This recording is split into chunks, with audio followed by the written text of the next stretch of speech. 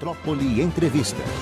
Vamos conversar com Marcelo Travassos. Marcelo, diretor executivo do Sindicombustíveis na Bahia.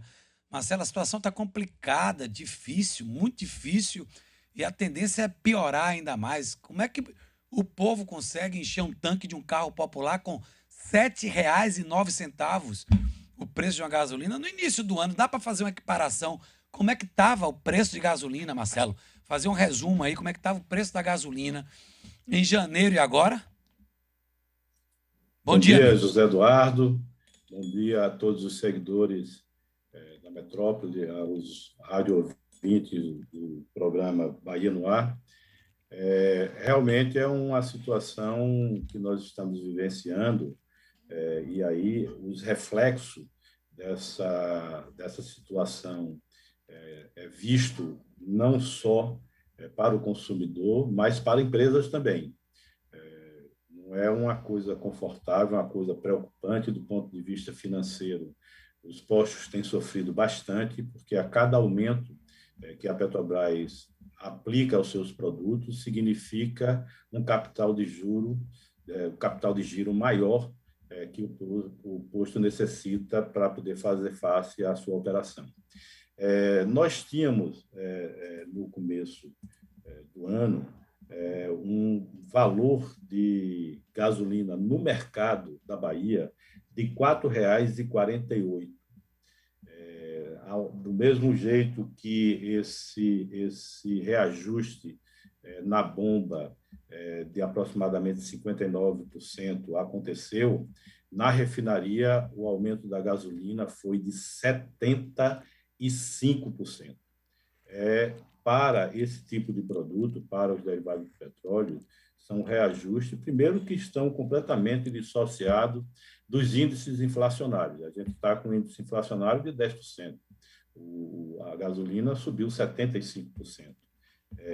Para a gente ter uma comparação, não é só a gasolina que subiu na formação de preço desse produto. O etanol anidro, que é um componente da mistura da gasolina C, teve um reajuste de 69%. Os impostos que incidem sobre a gasolina tiveram também reajuste de aproximadamente 26%. Imagine, no início do ano, nós recolhíamos de ICMS por cada litro de gasolina R$ 1,42. Hoje nós estamos recolhendo R$ 1,79. Então, são reajustes que estão sendo aplicados nos diversos players que são responsáveis pela formação de preço, que tem a sua origem na política de preço estabelecida pela Petrobras desde 2016, mas que no ano de 2021 ela teve uma modificação em relação aos anos anteriores. Esses reajustes passaram a ter uns intervalos de tempo muito menores e com reajustes percentuais muito maiores do que estava sendo aplicado. Imagine que até 2019, 2020, nós tínhamos reajuste uma vez no mês, de 2 em 2 meses, em percentuais de 1%, 2%, 3% no máximo, e agora a gente está tendo 2 reajustes por mês e com os percentuais de 5%, 9%, 7%. Isso realmente preocupa. Pois é. Agora me diga uma coisa, Marcelo. Marcelo é diretor executivo do Sindicombustíveis da Bahia. Preocupa e existe uma possibilidade de não termos gasolina para o mês de novembro? Está se ventilando isso? Além desses constantes reajustes, a Petrobras, na quinta ou sexta-feira, ela fez um comunicado à imprensa informando que ela teria restrição de fornecimento de combustível, aí não só a gasolina, mas o diesel também, no mês de novembro, em razão exatamente dessa política de preço. O Brasil, infelizmente, hoje, ele é abastecido de derivados de petróleo por uma parte da produção da Petrobras e uma outra parte da importação. Se o mercado não enxergar um preço que seja convidativo para a importação de gasolina e de diesel, ele não vai fazer. E é isso que a Petrobras está antevendo. A gente não sabe se ela soltou essa informação para fundamentar o aumento que ela deu ontem, ou se efetivamente a gente vai ter uma dificuldade de importação desses derivados de petróleo. Ainda temos esse problema, né, Marcelo? Da Com greve dos certeza. caminhoneiros. Quer dizer, a coisa é lá em cima, em Brasília, não é, Marcelo? Essa questão de greve dos caminhoneiros, ela nos traz uma preocupação maior, porque nós já vivenciamos isso em 2019. A sociedade brasileira vivenciou esse estado de manifestação que praticamente paralisou o país. Eu lembro que o modal brasileiro de transporte de mercadoria é todo rodoviário. Pouca coisa se transporta através de ferrovia ou de transporte fluvial e marítimo. Então, se você tiver uma greve de caminhoneiro, você para as rodovias, você para a circulação de mercadoria. E isso cria uma ansiedade na sociedade muito grande. Se você deve se recordar de que a população, aqui em especial em Salvador, que é onde a gente viu a população alucinada atrás de alimentos, atrás de combustível, o que termina trazendo um estresse muito grande para todos. E a gente está vendo protestos aí, não é? Ontem a Paralela parou, protesto contra a gasolina, contra esse aumento da gasolina. Isso não adianta nada. Esse protesto aqui não adianta nada. Esse protesto tem que ser em Brasília, no Congresso, no Senado. Agora me diga uma coisa: muita gente questiona o seguinte, Marcelo: a refinaria não é aqui?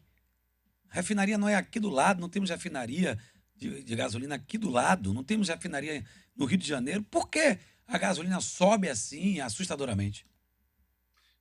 Primeiro, vamos trazer a informação de que a refinaria que está aqui do lado de Salvador, em São Francisco do Conde, já não é mais da Petrobras. É Ela foi verdade. privatizada. A Verdade, primeira verdade. informação que a gente tem que trazer para a sociedade é de que esse status que existia já não existe mais. Isso é uma coisa que a gente deve estar sempre acompanhando, observando, porque nós ainda não sabemos como é que vai ser a estratégia desses novos controladores da RELAM. Esperamos que a RELAM, com esses novos acionistas, possa voltar à sua plena capacidade.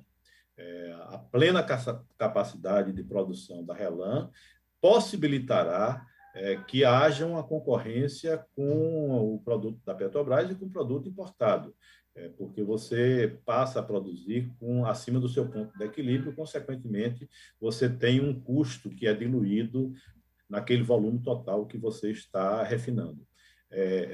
O fato de você, vamos voltar para o tempo em que era tudo da Petrobras, o fato de você estar junto da refinaria não significa que você vai ter uma condição de comercialização melhor, porque a administração, a gestão da Petrobras, ela é nacional e ela formata o seu preço independente da posição geográfica da sua produção. Quando a Petrobras pensou nas refinarias, nas diversas refinarias do país, ela pensou e colocou em pontos estratégicos para fornecer para todo o mercado nacional. Então, imagine, quando Pernambuco não tinha refinaria e o produto saía daqui para Pernambuco, lá a Petrobras vendia mais barato do que aqui na Bahia. Então, é uma política de preço que tem a ver com vários fatores que fogem muito ao senso comum. Por que é que ela vendia em Pernambuco mais barato? Porque Pernambuco tem um porto de importação de derivados de petróleo muito mais pujante, muito mais movimentado do que daqui da Bahia. E ela colocava o seu preço menor lá para poder fazer face a uma concorrência com um produto internacional. Pois é, agora equiparando os preços, não é? Como é que estamos aqui comparando a outros estados? Rio, São Paulo, Recife, Porto Alegre, somos os mais caros ou estamos na mesma faixa, hein, Marcelo Travasso, diretor executivo do Síndico Combustíveis? Zé Eduardo, eu tive uma vez uma oportunidade de, num debate com o PROCON, com a Secretaria da Fazenda, trazer um fato para os fiscais, foi um workshop com a fiscalização, e eu dizia para eles, olha, quando você receber uma reclamação do consumidor que foi a São Paulo e lá encontrou a gasolina com 50 centavos, 40 centavos de diferença para o preço de Salvador, busque a metodologia científica para você encontrar a resposta. Se a gente for, se a gente for ver a estrutura de preço dos combustíveis, a gente vai identificar de forma bem clara três segmentos que compõem essa estrutura de formação de preço. A produção, que é a refinaria e as usinas, porque no Brasil nós temos o biocombustível, todos os produtos são biocombustíveis, tanto a gasolina como o diesel. Nós temos a estrutura tributária, que são os impostos federais e os impostos estaduais, e nós temos a estrutura de comercialização, que é a distribuição, o transporte e a revenda. Se você pegar na estrutura de produção, você vai ver que o preço do etanol anidro ele já traz uma diferença na formação de preço entre São Paulo e Bahia. São Paulo é produtor de etanol, a Bahia é importadora de etanol. Se você pegar a estrutura tributária, você vai encontrar uma diferença no ICM estadual gritante entre a tributação de São Paulo e a tributação do estado da Bahia. Então, quando a gente fala em comparar um preço de um mercado com o preço do outro, se a gente não utilizar a metodologia científica, a gente só for pelo senso comum, e é comum, é natural que se você está num estado em que a gasolina é mais barata, você pensar que no seu ela também pode ser mais barata.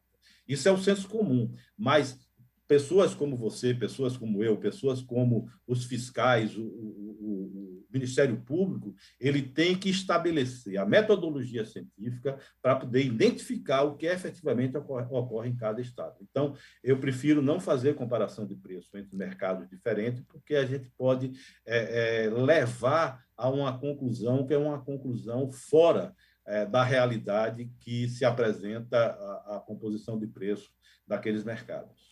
Você acredita, Marcelo, que a gente pode chegar do jeito que está indo aí, aquela história de que a gasolina pode chegar a R$ 10 nos próximos meses? Isso é possível?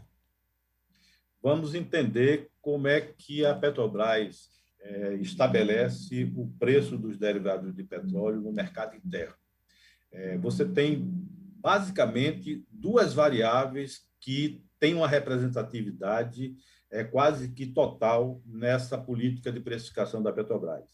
É o preço do barril de petróleo no mercado internacional e a cotação do dólar no mercado interno. O que é que ocorre com as bolsas de commodity de petróleo? Quando você tem uma situação normal da economia, da macroeconomia internacional, você trabalha com o preço do barril do petróleo na faixa de 40 a 50 dólares. Esse é o preço normal histórico dessas bolsas de mercadorias de commodities do petróleo. Hoje, nós estamos com 84 dólares na comercialização do barril do petróleo no mercado internacional. Por que isso? Quando a gente saiu da pandemia através da vacinação em massa, principalmente dos países desenvolvidos que se lançaram na frente nessa proposição de vacinação, as economias desses países voltaram a crescer. Voltando a crescer, a demanda pelo barril de petróleo aumenta, porque a economia mundial ela está toda calcada na energia fóssil. Consequentemente, você teve, aliado a esse aumento da demanda, uma proposição da OPEP, que é a Organização dos Países Produtores de Petróleo, que é dominada por um grupo muito pequeno, você teve uma definição de cotas para que a oferta não fosse também acompanhar essa demanda. Isso fez com que a gente vivenciasse essa alta expressiva no mercado internacional em relação ao barril do petróleo. Aliado a isso, nós temos hoje, no mercado interno, uma desvalorização praticamente diária da nossa moeda. E a gente está vendo aí o dólar todo dia subindo, todo dia subindo. Então, você veja que a gente está diante de uma situação de difícil resolução dentro dessa política hoje estabelecida pela Petrobras. Até porque o petróleo ele continuará até o mês de março, abril, com pressão, porque a gente vai entrar no inverno europeu. E, diferentemente do que a gente está acostumado aqui no país tropical, o inverno europeu é forte. É -10, -12, e você precisa de petróleo para, principalmente do gás natural, que é um derivado do petróleo, para aquecer os ambientes internos, as residências, os escritórios, as fábricas, e isso faz com que essa demanda aumente. Então, a nossa perspectiva em relação a essa política de preço, ela é do que está para pior. O que é que a gente tem que fazer? E aí vai o agradecimento à imprensa que, nesse momento, está trazendo à pauta essa discussão, para que essa discussão tenha uma reverberização no Congresso Nacional. A gente já tem hoje uma discussão com modificação na questão tributária. A Câmara Federal já aprovou a proposta do Executivo Federal de modificação da determinação do preço de referência dos combustíveis, mas é necessário também que se discuta hoje a questão da precificação dos derivados de petróleo.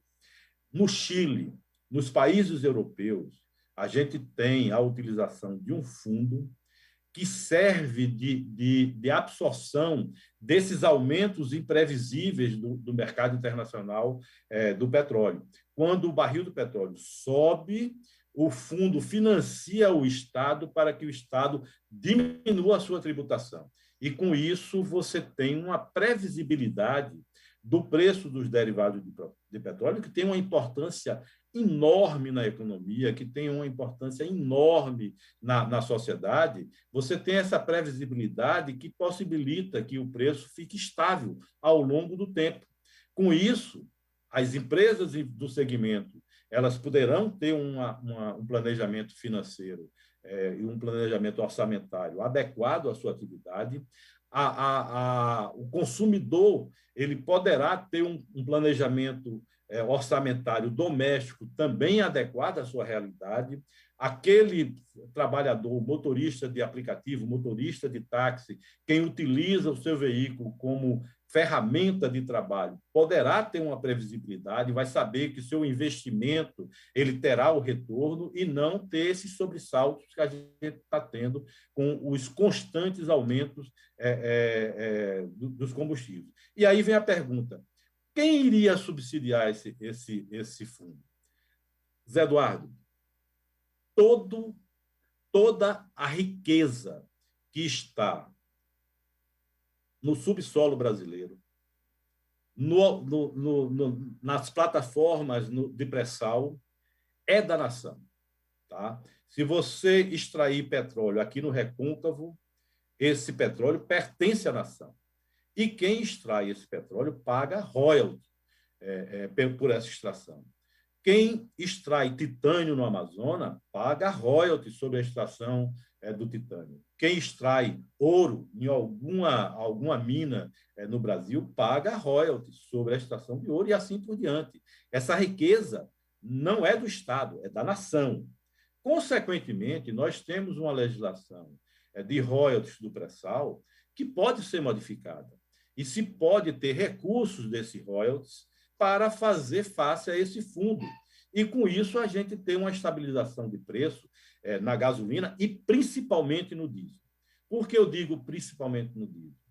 Zé Eduardo, a gente planta alimentos com diesel, a gente colhe alimentos com diesel e a gente transporta alimento com diesel. Na hora que você aumenta o diesel, você está aumentando de forma direta a mesa do brasileiro. Você está aumentando de forma indireta todos os outros produtos. Você está aumentando a consulta que você vai pagar ao seu dentista, a consulta que você vai pagar ao seu médico, você vai estar aumentando os outros produtos que você consome. E com isso, você vai ter uma diminuição, porque a renda do brasileiro não está acompanhando esse aumento. Marcelo, Então, você vai ter. Pois não. desculpa interromper. Rapidinho, que eu tenho um minuto. Eu quero mais tempo com você. Você é a favor? Eu estou conversando com o Marcelo Travassos, diretor executivo do Síndico Combustíveis Bahia. Você é a favor de vender a Petrobras? O senhor é a favor disso? Olha, eu acho que o que não está adequado na privatização da Petrobras é o modelo que nós temos de produção de refino. Nós temos as refinarias, as refinarias que estão sendo privatizadas, elas passarão até o mercado cativo. A privatização, no meu entendimento, ela é benéfica para uma operação mais eficiente por parte das estatais. Isso é fato. Ninguém pode discutir isso. Uma coisa é você ter uma empresa na mão da iniciativa privada, na mão do investidor que quer retorno. Tá? Outra coisa é você ter uma máquina muito pesada, em que a preocupação não é com a operação daquela empresa. Então, a Petrobras ela precisa, primeiro, se organizar. O mercado de fornecimento de derivados do petróleo no Brasil precisa se organizar. Nós precisamos ter portos para que tenha capacidade de receber navios de grande calado aqui que tragam esses produtos para fazer fácil, para fazer concorrência à produção dessas refinarias que estão sendo privatizadas. Marcelo, muito obrigado, diretor executivo do Síndico Combustíveis. Obrigado de verdade, viu, amigo? Muito obrigado. Eu que agradeço, Zé Eduardo, e estou sempre à disposição. O Síndico Combustíveis sempre está à sua disposição.